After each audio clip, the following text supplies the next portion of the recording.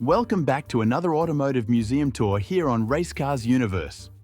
Last week, we visited the Mercedes-Benz Museum in Stuttgart, a stunning blend of architectural and engineering marvels featuring an impressive Racing Hall of Fame display. Today, we're heading north to the United Kingdom to explore both the British Motor Museum and the nearby annexed Jaguar Heritage Centre, located just a 2-hour drive from London. The two buildings share the same grounds, adjacent to a Land Rover Jaguar factory and Aston Martin's headquarters. Quite the area. Starting with the main exhibition, the British Motor Museum houses over 400 vehicles tracing the evolution of the UK's motoring industry. Its origins are tied to the Leyland Motor Corporation, which established a collection of vehicles to preserve the country's automotive heritage. Architecturally, the museum is a modern and spacious brick-and-mortar facility designed to complement the collection. The exhibition is structured into different themed areas, arranged in a circular layout. Mezzanines, walkways, and large glass windows add depth and style to the premises. We begin the tour with a quick overview of early models that inspired generations, leading us to these three absolute beauties. The 1986 Ford RS 200 Group B rally car, the legendary lightweight, mid-mounted, turbocharged 450 horsepower monster that remains a rally course legend. Next up is the equally charming Ford Sierra Cosworth, another turbo-powered machine. The 1993 Ford Escort Mark V Cosworth WRC, an unforgettable competitor that battled head-to-head with the Celica GT4 and the Impreza STI. Continuing with the motorsport theme, the next hall is perfectly suited for racing legends. Here, we find the 1970 Tyrrell F1 car driven by Sir Jackie Stewart, similar to the one we saw at Goodwood 2023, driven by his son. Next, we see the 1978 March Triumph Formula 3 car with its dominant Union Jack Racing livery, followed by the 1964 Austin Healey Sprite, where lightweight design was key to superior performance. And what about the utterly bonkers 1985 MG Metro rally car, featuring an obnoxious body kit and a rear-mounted naturally aspirated 3-litre V6, pushing out 400 horsepower on a 4-wheel drive platform? Keeping with the MG theme, no British Motor Museum would be complete without a dedicated section for the Oxford-based manufacturer. It's interesting how many of the models exhibited here focus on land speed records, emphasising lightweight design, innovation, and aerodynamic efficiency, which helped solidify the brand's performance-oriented reputation during its heyday. Around the main centrepiece, we find a British icon, the Mini, a car synonymous with mass production and a revolutionary mode of transportation. To complete the picture, a couple of early-century race cars serve as reminders of where it all began, beautifully presented in bright red. Moving on, we encounter a motley assortment of vehicles crammed together in a corridor connecting the halls. Ah yes, the Land Rover Showcase, the off-road machine that conquered deserts and mountains all over the world. There's even a few cool movie cars, like the Land Rover City Cab from Judge Dredd, a DeLorean replica from Back to the Future, and the eye-catching 2004 FAB1 from Thunderbirds. No pun intended, but this Ford Thunderbird has been heavily modified to suit the movie's futuristic theme, including new interiors, a glass canopy convertible roof, and 6 wheels. It even appeared in an episode of Top Gear. Let's rewind the clock 100 years with this unmistakable double-decker bus, a symbol of London's public transportation. It's quite the charmer, complete with a merry-go-round staircase to the second deck and the list of stops marking its historic route. Now we venture into supercar territory with the exquisite sports cars collection. A moment to climb the stairs and voila! Quite the view, isn't it? I really like how the British Motor Museum is laid out, easy to navigate with plenty of memorabilia, trinkets, uniforms, and historic heirlooms preserved under glass. Just look at this tricycle with manual transmission.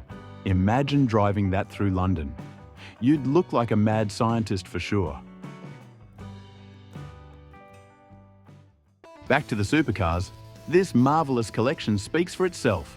The centrepiece features two iconic Aston Martins, a unique DB7 Zagato, and a drop-dead gorgeous DB5, a masterpiece of elegance and proportions. There's not enough words to describe just how well executed the design of this car really is, rightfully chosen to feature in James Bond movies. Then, there's the Morgan three-wheeler, powered by a 2-litre V-twin engine, and the Europa, one of my favourite models from Lotus. Such a revolutionary platform imbued with performance and lightweight tradition of the brand. We now approach the Concepts Hall, where a 1967 Rover Alvis awaits us. A mid-engine prototype with serious character, gull-wing doors and lightweight construction, though with a few questionable design elements. Beside it is the 1970 Vauxhall SRV concept, vaguely reminiscent of the Carabao we saw at the Alfa Romeo Museum in Italy. Similarly, the Vauxhall XVR concept has a bit of a Corvette vibe. Note the revolutionary gull-wing doors that extend all the way down into the body. Impractical, but with a cool factor of 10 out of 10. Now, we've saved the best for last. The Jaguar Collection. Even with a dedicated heritage centre outside, a Jaguar showcase inside feels right at home. Here's the actual Cosworth F1 car driven by Eddie Irvine during the 2000 season. Its electric green colour stunning under any light. Even more so with the pointy front end typical of that period. Nearby is the outspoken Jaguar XJS from TWR, a true racing hero with its iconic V12 engine, whose sound is unmistakable to every motorsport fan in the world. But all of this pales in comparison to racing royalty. The one and only 1966 Jaguar XJ13. A winner of multiple events, this car is part of the holy trinity of 1960s racing rivalry, alongside the Ford GT40 Mark IV and the Ferrari 330 P4 we spotted at the respective museum in Maranello. There are no words to describe my disbelief at seeing this car in person. Its historical significance is immeasurable, and the same can be said for its performance. Powered by a 5-litre V12 engine producing over 500 horsepower, it could reach top speeds of nearly 180 miles per hour or 300 kilometers per hour for our European viewers. The engine bay is encased in a stunning curved glass top, like a fine Macallan whiskey would be presented. Everything about this car is special. The sleek 1960s design, the minimalistic interior, the absence of a roof. A true British automotive thoroughbred with elegance and character that will last for generations to come. Next is the 1965 Rover BRM, a turbine-powered car that Rover experimented with while competing in the 1964 24 Hours of Le Mans. Although it was the only entrant of its kind, it never really received an official placement. But what a milestone for Rover. We end the tour with a mezzanine dedicated to Vauxhall, one of the oldest and most iconic car manufacturers in the United Kingdom, with a history dating back to 1857. Originally founded as a marine engine company, Vauxhall shifted to automotive production in 1903, quickly establishing itself as a major player in British motoring. Known for producing reliable and affordable cars, Vauxhall has long been synonymous with vehicles suited for everyday driving. It's here that I discover the Australian Holden Commodore was not only rebranded and remarketed as the Pontiac GTO in the USA, but also as a Vauxhall model in the UK. The tour of the British Museum is now over, and we can now step into the Jaguar Heritage Centre, annexed just outside the main building. The excitement and anticipation are growing strong now. We enter the Jaguar Daimler Heritage Centre from the main corridor. We are instantly greeted by one of the most influential race cars in British history, the 1988 Jaguar XJR9, winner of the 24 Hours of Le Mans. This is one of those moments when you realise just how pleasing to the eye a car can be. the streamlined essence of it, the teardrop-shaped cockpit, the iconic silk-cut purple-yellow livery, the rear wheel covers, and the sheer thrill the drivers must have felt racing it down the Mulsanne Straight. Everything about it is defined in absolutes, including its top speed of almost 400 kilometers per hour and the insane 7-litre naturally aspirated V12 engine, producing nearly 800 horsepower in its ultimate Le Mans configuration. That year, Jaguar entered a total of 5 cars, and this is the one that crossed the line in first place, claiming the top spot in the glory books of the iconic French race. I'm so glad to reunite with such a legend after spotting it last year at the Goodwood Festival of Speed. Let's listen again to this wonderful V12 symphony.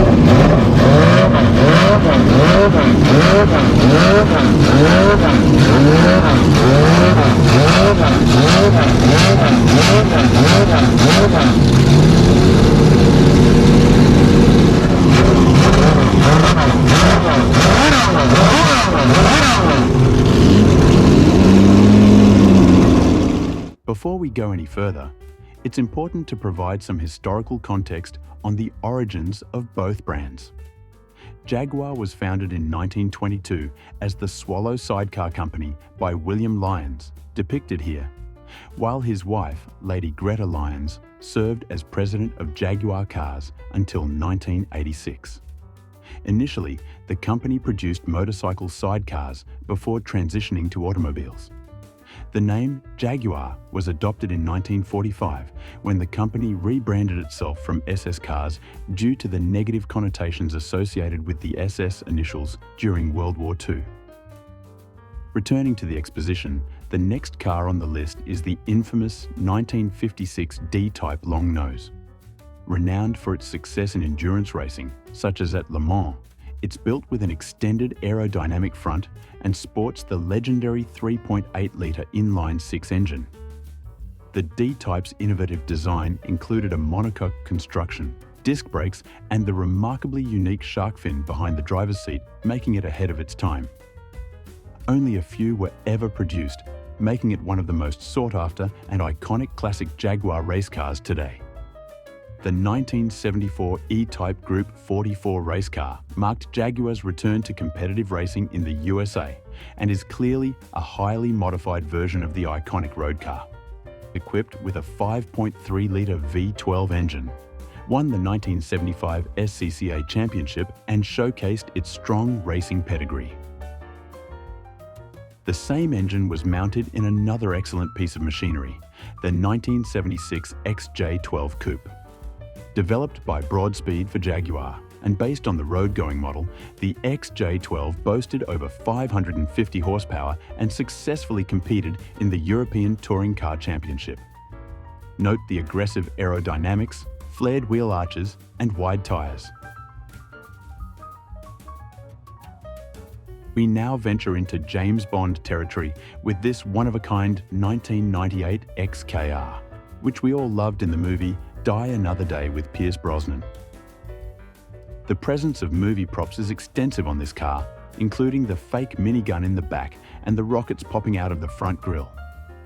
The bright green paint is just spectacular. Same can be said for the 2012 CX-75, driven by Dave Bautista while chasing down Daniel Craig in the movie Spectre.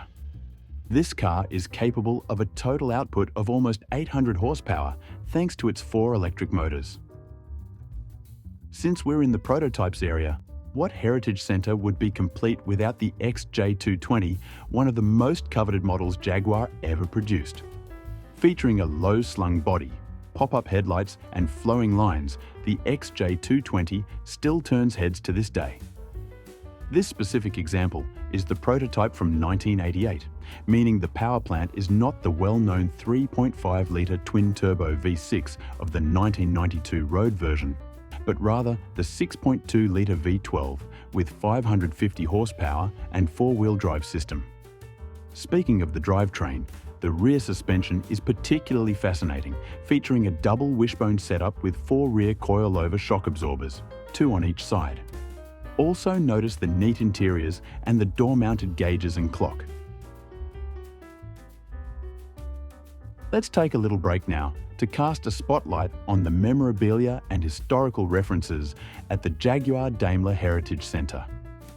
There's a fascinating array of historical artifacts, art pieces, old promotional materials, factory blueprints, and vintage advertisements, as well as trophies, racing suits, and photographs from pivotal moments in motorsport history.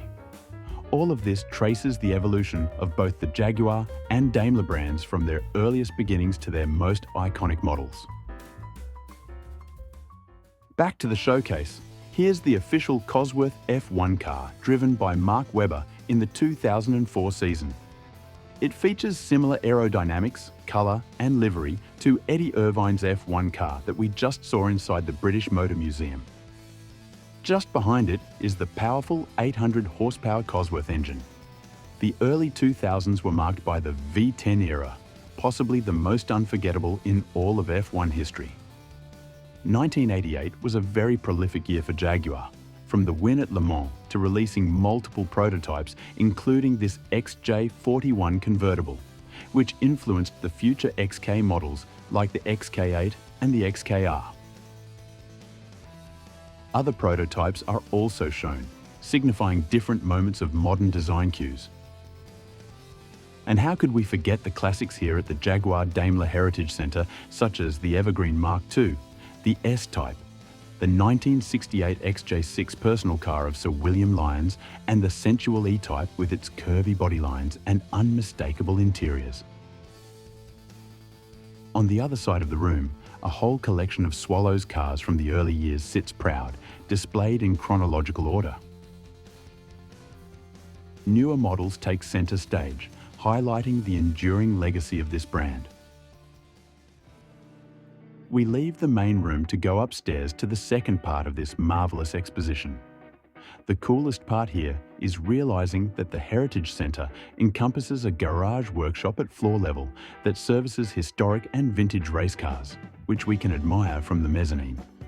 It's a truly spectacular sight, with the 1983 XJR5 down there, the monstrous V12 showing its muscles, alongside other vehicles like the XJ220 in the background and an XJS police car on the hoist.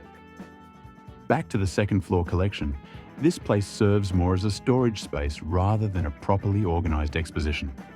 Anything and everything is here. Pretty much the entire history of the British car industry and many other models from known European brands and beyond. Rover, MG, Aston, Mini, Lotus, Ford, and most of all, Land Rover. There's quite an exquisite collection of them here, and they all look special, rare, and unique. From snow tracks to fancy colours, overland and off-road versions, even rally vehicles. Land Rover really dominates the second floor space here, together with other quirky cars and trucks. And this takes us to the end of our big little tour of both museums. What vehicle caught your attention? Leave a comment below and hit the like button. Don't forget to subscribe, and I'll see you in the next videos, only here on Race Cars Universe.